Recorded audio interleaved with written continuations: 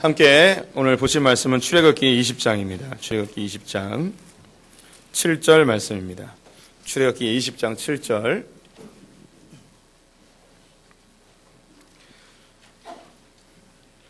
구약성경 112쪽입니다. 출애굽기 20장 7절 말씀 한 절씩 한 절 합독하도록 하겠습니다.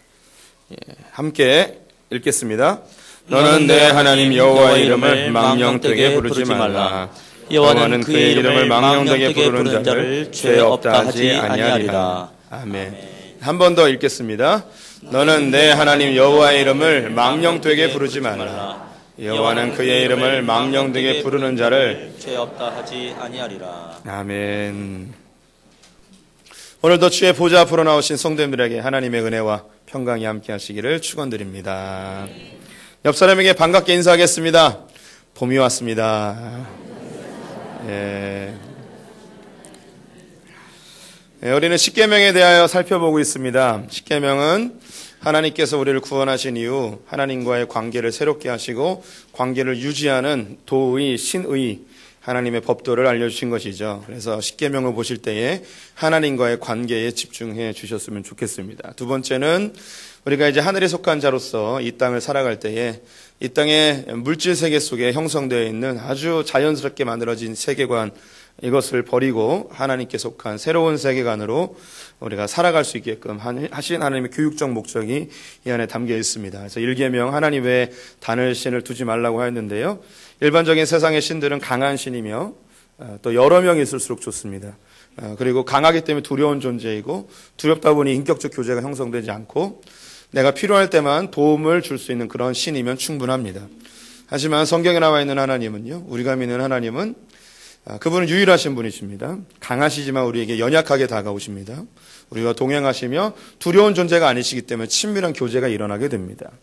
그리고 그분은 우리를 돕는 분이 아니시고 우리와 동행하시며 우리의 힘으로 우리의 삶을 이겨내기를 원하십니다. 감당할 시험밖에 허락지 않으시고 시험 당할 쯤에 피할 길을 내시는 분이시며 또 우리가 낭망하거나 쓰러지지 않도록 주님께서 성령으로 우리와 함께 하시는 그런 친밀하신 분이십니다. 그래서 우리가 믿는 하나님은 너무나 좋은 분이십니다. 우리 성도님들 정말 수지 맞으셨습니다. 옆 사람에게 한 번 더 인사하겠습니다. 수지 맞으셨습니다.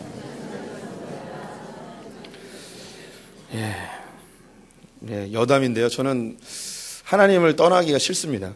하나님이 너무 좋아요. 그래서 목사가 된 것도 있는데요. 다른 거 다 제쳐놓고 목사가 된 제일 중요한 이유, 하나님이 너무 좋아서입니다. 하나님을 알면 알수록 너무 좋아요. 이런 분이 안 계세요. 그래서 다윗의 고백이 저의 고백이 돼버렸습니다. 주님 같은 분 없으십니다. 여호와 같은 분 없으십니다. 우리 성도님들의 고백이 되어질 줄 믿습니다. 두 번째는 우상을 섬기거나 만들지 말도록 하였습니다. 우리는 물질 세계에 살고 있기 때문에 이 세상에 있는 두려움의 요소를 제거하기 위하여 물질의 힘을 더 많이 얻으려고 합니다. 그래서 강력한 영적 존재나 혹은 짐승이나 사물들을 자기가 우상으로 만들어 소유하면 동일한 능력이 있을 거라는 그런 막연한 종교심이 우리 안에 다 있습니다. 세상에 있는 모든 종교는 우상을 만들어 그것이 신으로 여기고 자기의 수호신 정도로 생각을 하죠. 하지만 하나님께서는 이 땅을 우리에게 선물로 주시고 기쁨의 도구로 주시며 하나님 나라를 이루는 재료로 또 하나님께 영광을 돌리는 놀이터로 우리에게 주셨습니다. 그래서 이 물질 세계에 우리가 지배를 결코 당하면 아니 되고 이 물질 세계를 우리를 다스리고 통치하는 왕 같은 제사장으로 부름을 받았습니다. 이 통치의 원리는 바로 하나님의 말씀, 하나님의 법도가 되어야 하는 것이죠.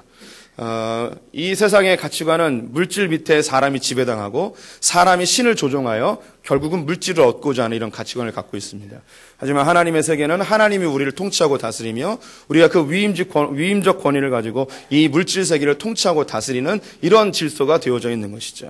그래서 이 물질 세계, 물질주의 속에 살아가는 건 인간 자체를 이 자연 만물보다 더 밑에다 놓는, 그래서 우리가 우리의 조상이 원숭이라고 이야기할 수밖에 없는 그런 세계관에 살 수밖에 없는 거예요. 근데 이 주님 안으로 들어오게 되어지면 원숭이든 공룡이든 다 우리의 지배를 당해야 되고 우리 하나님의 통치를 받는, 이게 더 멋지지 않습니까? 합리적으로만 생각해도 차라리 저는 하나님을 믿겠어요. 원숭이를 조상으로 생각하기보다는. 나의 조상이 아메바라니요, 이게 무슨 말이 됩니까? 나의 조상이 물고기라니요, 그건 견딜 수 없는 일이죠. 하긴 어떤 사람은 늘 하는 얘기가 이제 개소리만 하고 있는 분도 있는데, 이런 분들 조상이 개인 건 분명할 것 같지만, 우리는 이제 주님의 말씀하는 거죠. 하나님의 자녀들이죠. 오늘 세 번째, 오늘 이야기는 하나님의 이름을 망령되이 일컫지 말라는 것입니다.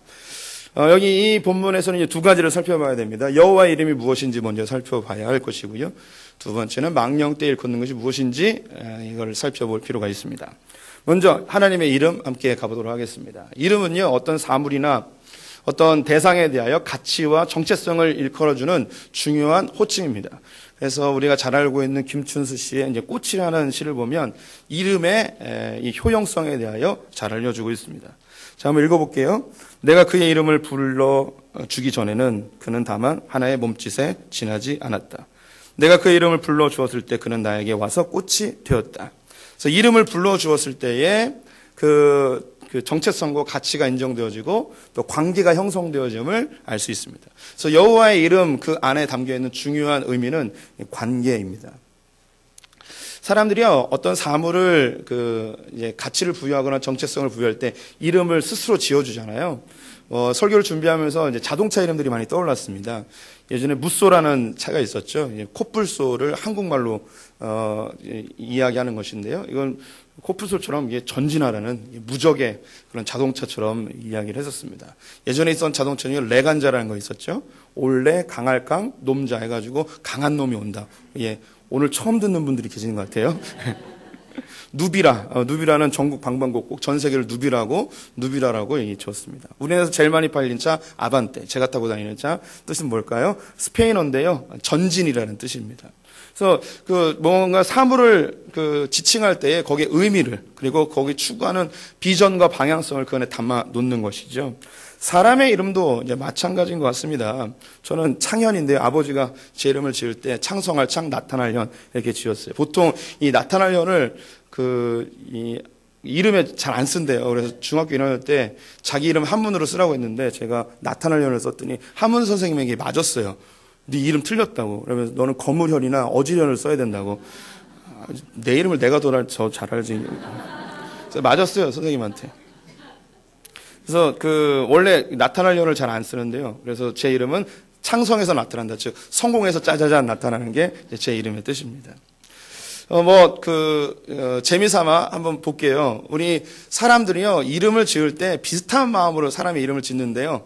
그래서 시대마다 사람들이 추구하는 그런 이름이 좀 차이가 있더라고요. 한번 보겠습니다. 남자 이름, 1945년도에 제일 많은 이름이 영수, 영호, 영식, 정훈. 75년도에 정훈, 성호, 성훈, 성민. 2005년도에 민준, 도민준이죠. 민준, 현우, 동현, 준혁. 이런 이름들이 많았는데요. 2015년 작년 통계를 보니까 어떤 이름이 많았나? 도민준, 민준이가 또 1등이에요. 그리고 서준, 하준, 도윤 이런 이름이 있습니다. 여자 가장 흔한 이름 45년도에 영자, 정자, 순자, 춘자. 참고로 저희 장모님 조남이 김춘자 자자십니다. 예, 4위예요, 4위. 75년도 미영, 은정, 은주, 은영. 제 아내 이름이 은영이에요. 예. 다 4위 안에 들었어요. 2005년도에 서현, 민서, 서현, 수빈 이런 이름들이 보편적으로 사람들이 예쁘다고 또 의미를 부여해서 만들었죠. 비슷한 시기에 비슷한 생각들을 하고 있는 거죠. 2015년 여자 이름 제일 많은 서윤이가 1등이에요. 그 다음에 서연이 2등, 지금 지우가 3등, 지유라는 이름이 4등 하였습니다. 우리가 성도님들도 자녀 이름을 지을 때 가치와 정체성 그리고 소망을 담아서 이름을 짓죠. 그런데 신기한 것은 우리가 영적 존재에 대해서도 이름을 짓기를 좋아한다는 것입니다. 가까운 우리 나라 몽달 귀신 뭔지 아시죠? 총각이 죽어서 귀신이 되는 처녀 귀신이 있고요. 달걀 귀신도 있고요. 달걀 귀신은 밤길을 걸을 때 플래시가 없었을 때에 돌이 발에 차이면 그게 댕구르르 굴러가지고 점점 커지는 달걀 귀신이 된다는 그런 믿지 못할 이야기들이 있었는데요. 농촌에 사셨던 분들 한두 번씩 들어보셨으리라고 생각이 듭니다. 그것뿐이겠습니까? 저승사자, 옥황상제 등 모든 신들에게 이름을 지어 주었습니다. 근데 우리나라뿐만 아니라요. 전 세계에 있는 모든 신들은 다 이름이 있습니다. 이스라엘 백성들이 살고 있었던 애굽에서는요, 거기는 신들의 백화점이라고 했을 정도로 신들이 어마어마하게 많았습니다. 제일 유명한 건 태양신 라라고 읽는데요. 태양신이 있었고요. 공기에도 신이 있다고 그랬어요. 이제 슈라는 신이고요. 땅의 신은 게부라는 신이 있고 하늘은 누트라는 신이 있었습니다. 이건 제가 몇 가지만 이야기한 것이고요. 가나안 땅에 들어가면 또 많이 있었습니다. 가나안 땅에 그 주인이라고 할 수 있는 바알 신이 있었고요. 그의 아내인 아세라가 있었습니다. 또 조금 넘어가서 그리스 로마에 가게 되면 제우스, 비너스, 포세이돈, 그리고 헤라클레스 등등 모든 그 신들이 이름이 다 있습니다.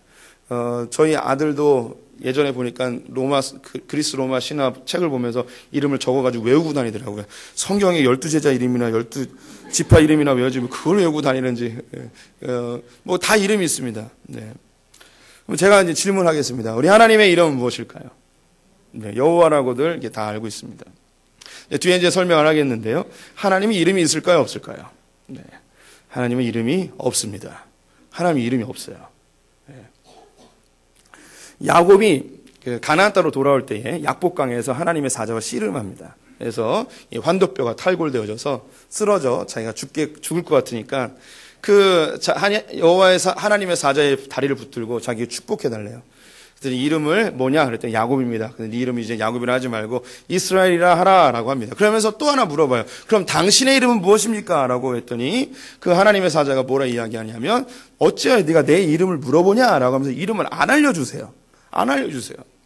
그리고 하나님께서 또 극적으로 만나신 장면 중에 하나가 오늘 출애굽기에 나오는 이 모세가 시내산에서 율법을 받게 되어지는데 그 전에 하나님께서 그를 부르시는 장면이 있습니다. 그래서 떨기나무에 불 붙인 다음에 네 신을 벗어라라고 할 때 있잖아요.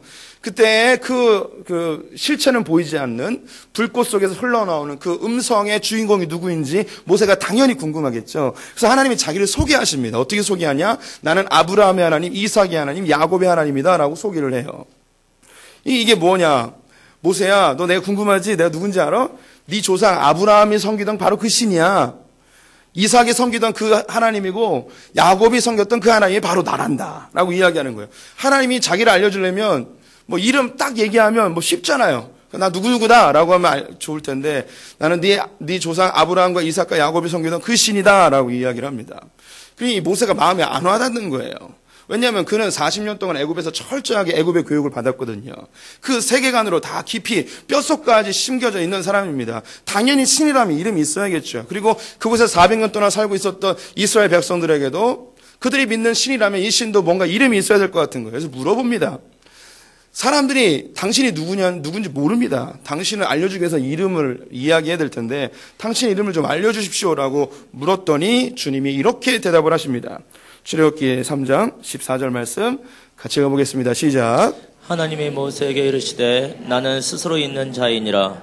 또 이르시되 너는 이스라엘 자손에게 이같이 이르기를 스스로 있는 자가 나를 너에게 보내셨다 하라.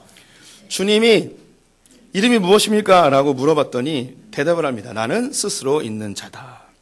나는 스스로 있는 자다. 이것을 히브리어로 여호와라고 쓰여 있습니다. 그래서 여호와라고 혹은 야훼라고도 읽는데요.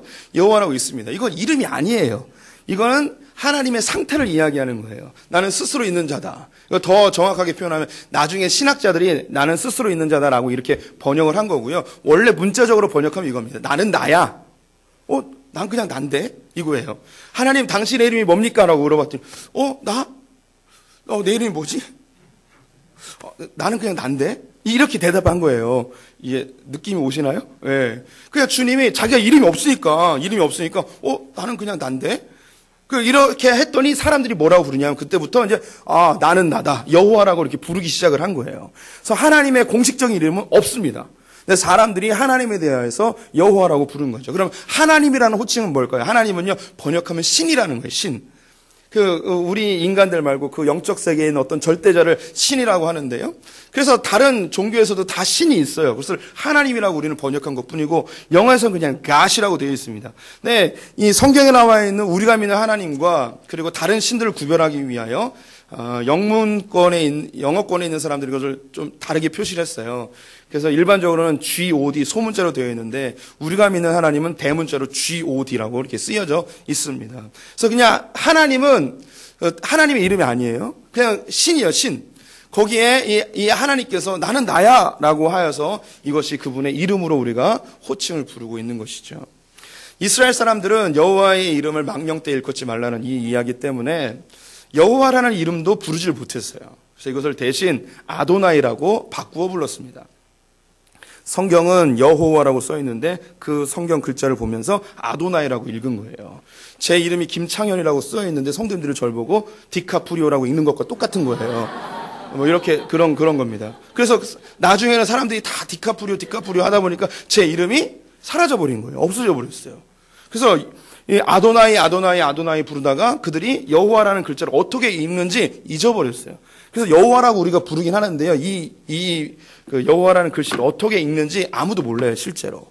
그래서 나중에 이제 학자들이 이것을 야훼라고 읽어야겠다라고 또 이렇게 결론을 내리게 했는데 뭐 야훼든 여호와든 이건 중요하진 않아요. 왜냐? 하나님의 이름 존재가 없기 때문에. 하나님이라는 이름은 자체가 없기 때문에 그냥 하나님은 자존하시는 분, 스스로 계신 분입니다. 그럼 여기서 이제 우리 성도님들이 느낌이 오실 거예요.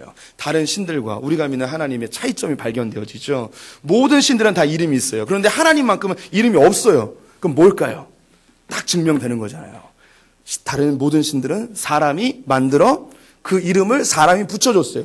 그리고 신이라고 이야기하는 거예요. 그런데 우리가 믿는 하나님은 사람이 그 이름을 지을 수도 없으며 그분을 찾지도 않아요. 왜냐하면 우리는 물질 세계 속에 갇혀 살기 때문에 물질의 한계를 벗어나 그 어떤 것도 상상할 수 없어요. 그래서 그 물질 세계 속에 있는 그 어떤 것을 신이라고 이야기하는 것 뿐이죠. 근데 하나님께서 우리를 찾아오셔서 우리를 소개합니다. 얘들아, 아담을 만들었던 그 하나님, 그게 나야. 노아가 방주를 만들었던 그 하나님, 그게 나야. 아브라함이 믿었던 그 하나님, 이삭과 야곱이 믿었던 하나님, 다윗이 믿었던 그 하나님, 그 하나님이 바로 나야 라고 우리에게 찾아오시는 거예요. 우리를 만드시고 세상을 만드시고 통치하고 운행하시고 이 세상을 하나님의 뜻대로 결국 완성해 가시는 그분, 우리가 그토록 찾았던 우리 내면 속에 채워지지 않는 그 영적인 공허함을 채울 수 있는 유일한 분, 각종 종교와 굿과 무당짓을 다 해보았지만 채워지지 않았던 그 영적 갈급함을 채울 수 있는 유일한 분, 나는 찾을 수 없지만 그분이 찾아오셔야만 되는 그분. 그래서 나는 나다, 이 표현을 우리의 표현으로 바꾸면 그분이 그분이야 라고 표현하는 거예요. 너희들이 그토록 찾았던 그분, 너희들이 그토록 갈망하였던 그 절대자, 내가 어딘가에 있을 것 같다고 생각했던 그 세상이 창조하신 그분이 그분이야. 나는 나다를 우리로 표현하면 그분이 그분이야가 되는 거예요. 그래서 여호와의 이름, 그래서 여호와의 이름, 여호와가 이름이잖아요. 하나님께서. 근데 여호와의 이름, 여호와 하나님의 그 호칭, 하나님의 이 이름, 하나님의 가치, 하나님의 존재성, 이건 문법적으로 안 맞아요. 김창현의 이름, 김창현은 김창현이잖아요. 나의 이름 뭐 이렇게 해야 되잖아요. 근데 여호와의 이름 이 자체에서 의미가 좀 이미 어긋나 버렸습니다. 여호와는 하나님의 이름이 아니에요. 그분의 상태예요. 그분을 설명해 주는 거죠. 그렇다면 여호와의 이름을 망령때 일컫지 말라. 망령때 일컫는 게 무엇인가? 문자적으로는 쓸데없이 공허하게 막 외치는 것입니다. 근데 이것은 우리가 충분히 이해되어집니다. 다른 종교에서 다 그걸 하고 있거든요. 그들이 믿고 있는 신의 이름을 열심히 불러요. 우리 가까운 불교에서 나미아미탑을 관세음보살 하잖아요. 손 모으고 나미아미탑을 관세음보살 하면서 이렇게 하잖아요. 할렐루야, 주님의 은혜가 뭐 비슷하잖아요. 이렇게 여호와의 이름을 부릅니다. 그들의 이 신들의 이름을 불러요. 온만이 반면 하고요. 또 타 종교 중에 이제 그 남녀 호랭기교라는 게 있습니다. 그러면 새벽마다 남녀 호랭기 뭐 주문을 외우는 저희 아파트에 계셨어요. 그 할머니가. 그래서 새벽기도 마치고 막 은혜 받고 집에 오면 어디서 남녀 호랭기 막 이렇게 외우는 거예요. 민원이 들어갔나 봐요. 어느 날 이사를 가버리시더라고요.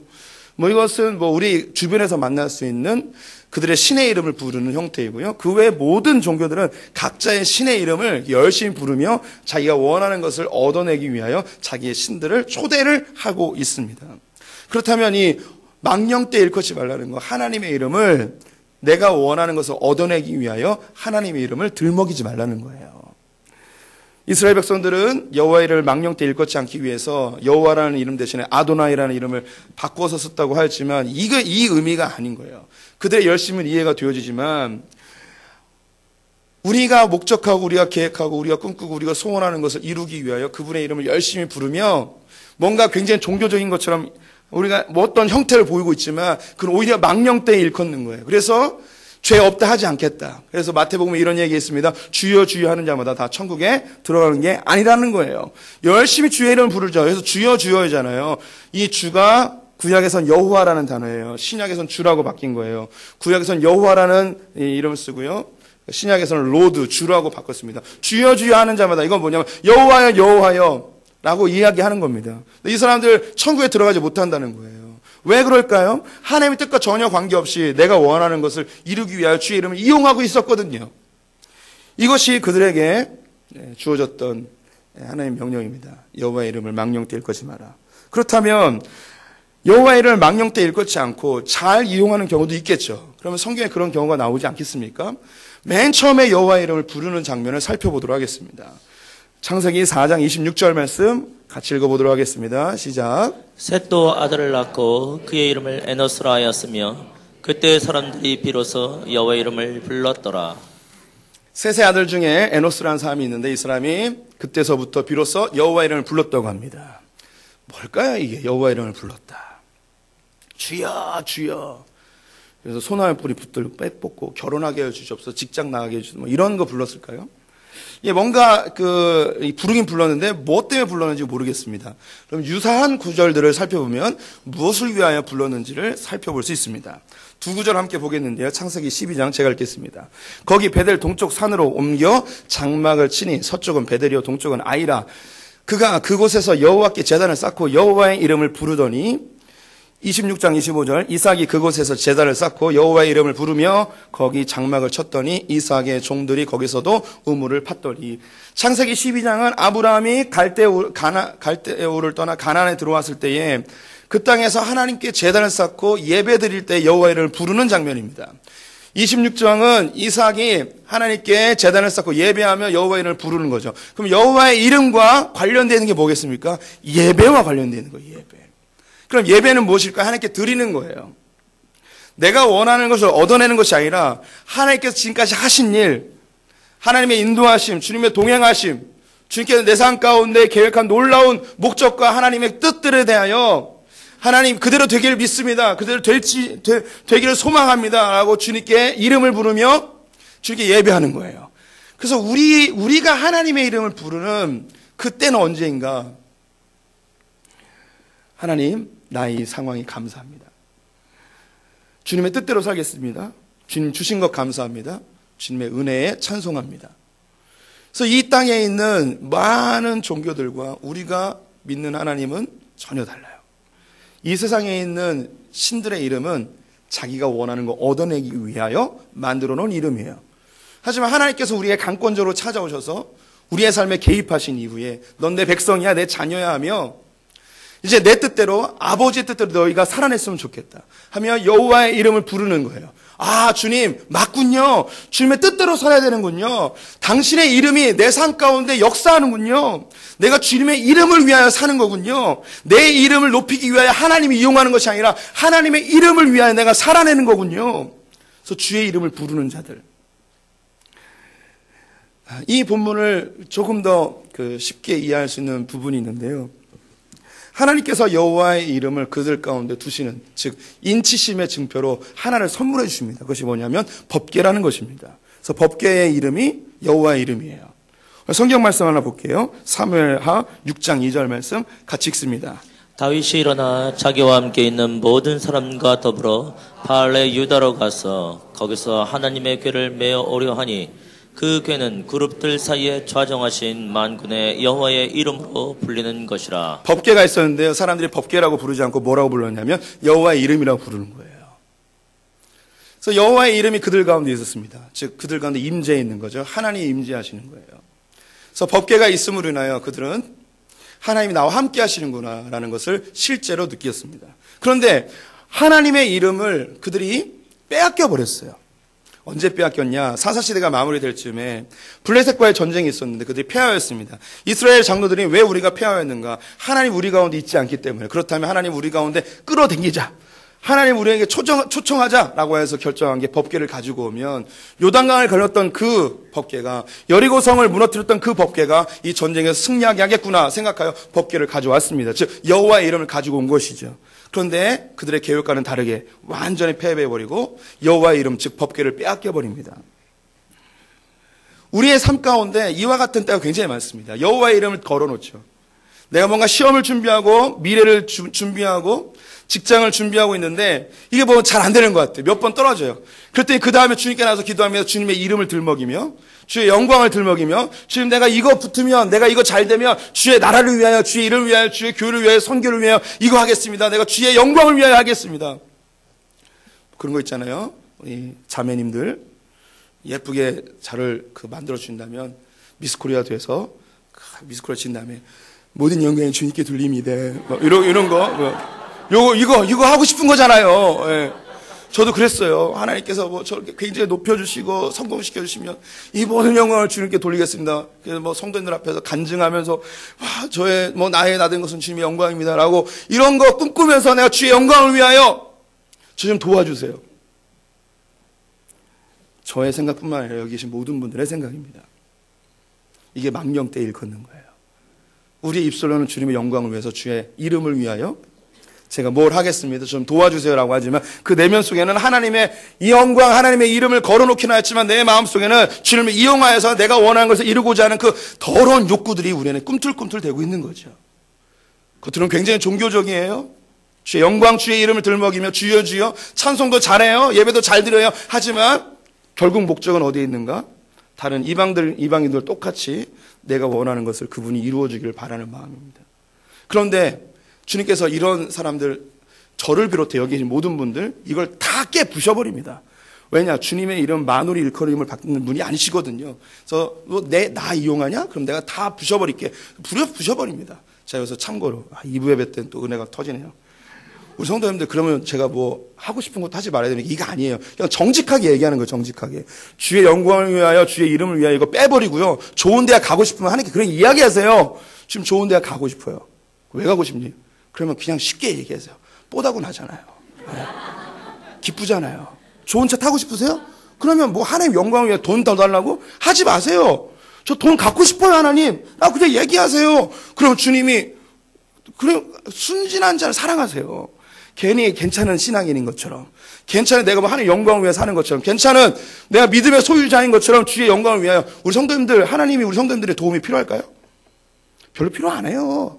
우리 성도님들 주님 위해서 아무 일 안 해도 주님의 나라는 이루어져요.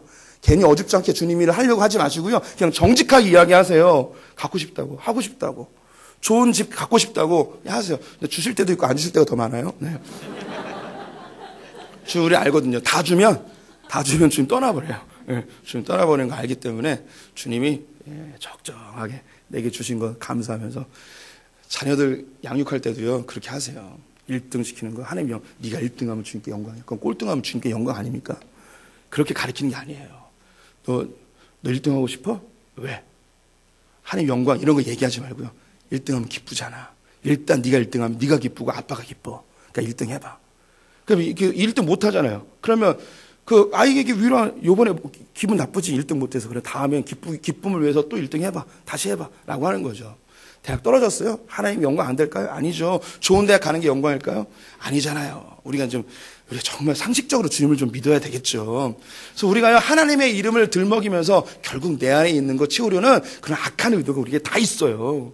그래서 주님이 이거 얘기하는 거예요. 주님의 이름을 제발 좀 망령때 일컫지 마라. 하지도 못할 약속 좀 하지 마라. 그래서 맹세하지 말라는 거예요.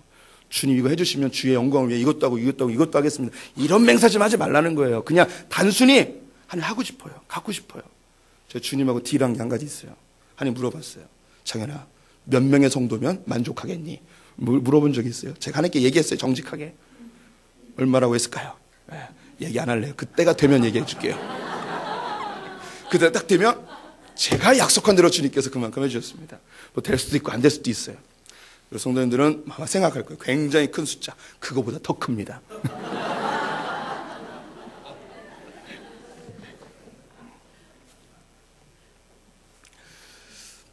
다윗이 빼앗겼던 그 법궤를 찾아옵니다.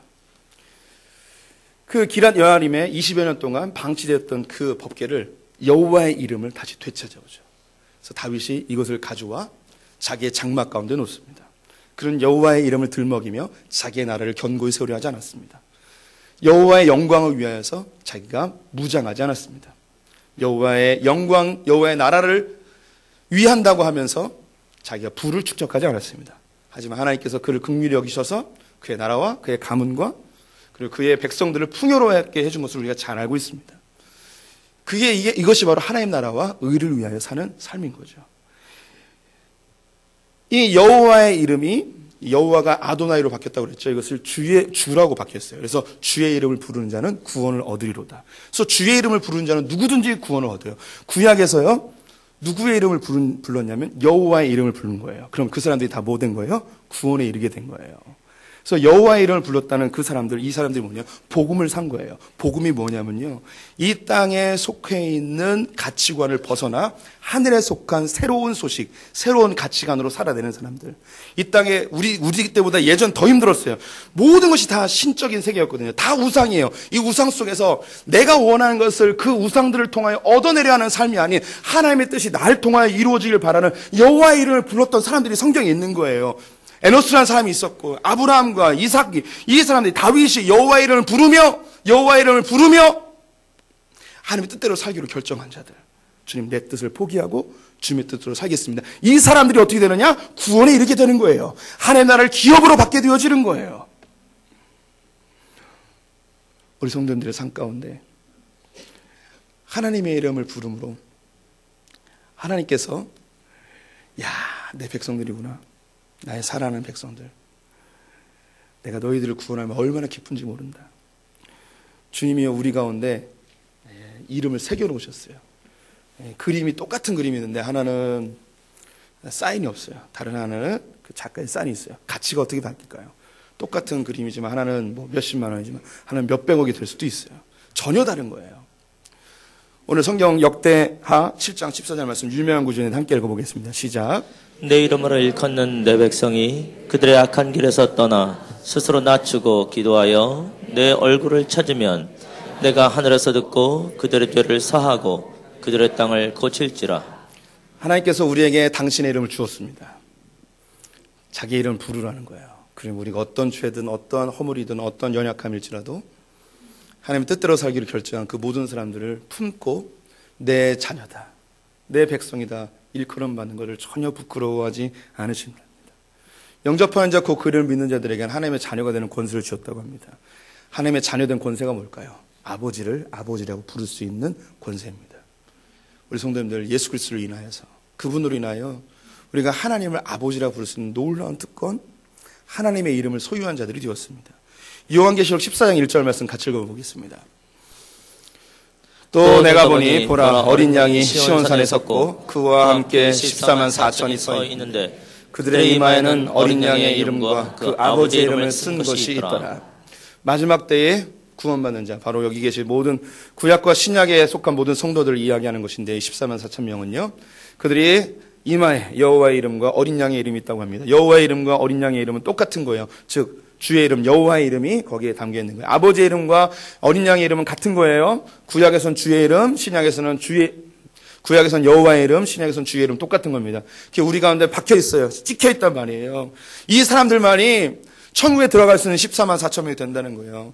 하나님의 기업을 유업으로 받게 되어진다는 것이죠. 구원을 얻는다는 거예요. 우리 성도님들, 주님의 이름을 부르십시오. 근데 언제 부르는가? 내가 원하는 거 이뤄내기 위하여 하나님의 이름을 간판을 걸어놓고 괜히 종교인인 것처럼, 괜찮은 신앙인 것처럼 그렇게 주님의 이름 이용하지 마시고요. 정말 나는 하나님의 자녀이구나, 내게는 하나님의 인침받은 자구나, 하나님의 이름이 내게 새겨져 있구나, 주님의 뜻대로 살아야지, 주님의 계획대로 살아야지, 주님의 인도하심을 쫓아 살아야지 라는 결단이 있으시기 바랍니다. 이런 사람이 바로 주님의 구원에 동참할 수 있습니다. 우리 성도님의 삶 가운데 여호와의 이름이 드높여지기를 축원드립니다. 우리 찬양하겠습니다.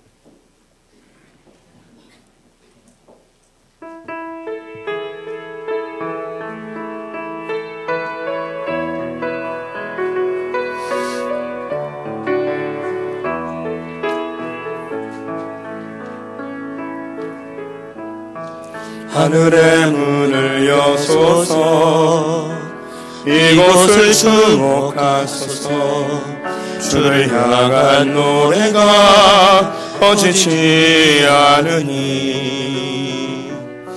하늘을 열고 보소서 이곳에 임재하소서 주님을 기다립니다 기도의 양기가 하늘에 닿으니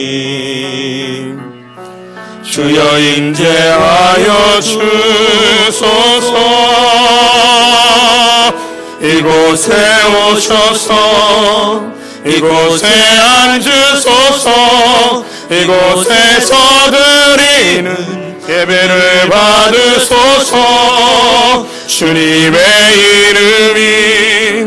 주님의 이름만이 오직 주의 이름만 이곳에 있습니다 이곳에 오셔서 이곳에 앉으소서 이곳에서 드리는 예배를 받으소서 주님의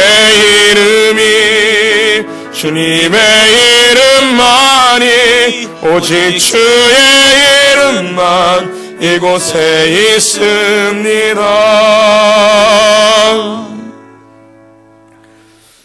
하나님, 우리가 하나님을 이용하여 내가 원하는 것을 얻어내려 하는 우상 숭배자들이었음을 인정합니다.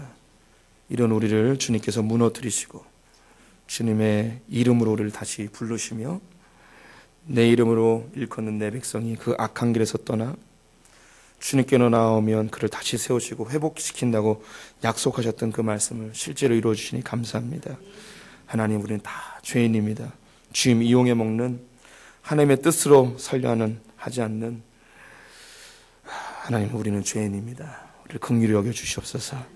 주의 이름을 부르는 자가, 여호와의 이름을 부르는 자가 구원을 얻으리라고 말씀하신 주님, 우리가 진정 주의 이름을 부르게 하여 주시옵소서. 하나님의 이름을 위하여, 주의 영광을 위하여 그렇게 사는 자들 되게 하여 주시옵소서. 지금은 우리 주 예수 그리스도의 은혜와 하나님 아버지의 무한하신 사랑과 성령의 교통하심이 주의 이름을 부르며 구원에 동참하고 하나님의 영광과 주의 나라를 위하여 살기로 결정한 소풍의 성도님들 가운데 지금부터 영원토록 함께 있을지어다. 아멘.